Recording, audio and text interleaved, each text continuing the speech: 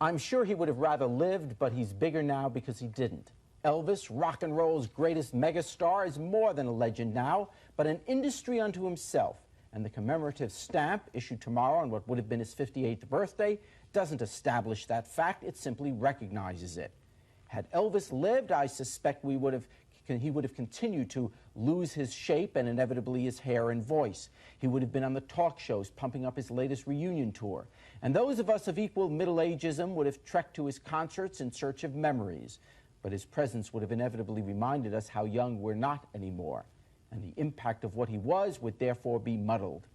But it's not muddled now because his much too early death forever froze in time our image of him.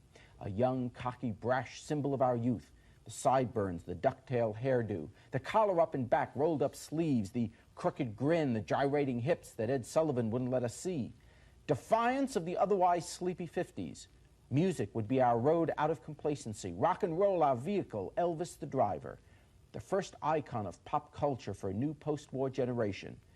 And with all due respect to all the rock singers since, with a possible exception of the Beatles, nobody so transcended the medium and defined the generation so much as the King. To call it a simpler time is not exactly true, but we certainly were more innocent. Elvis could drive our parents crazy, but he still called his elders sir and yes ma'am. And he romanced with a guitar and a song, and he wasn't singing about killing cops and pregnant teens with guns and bombs in schools and drive-by shootings.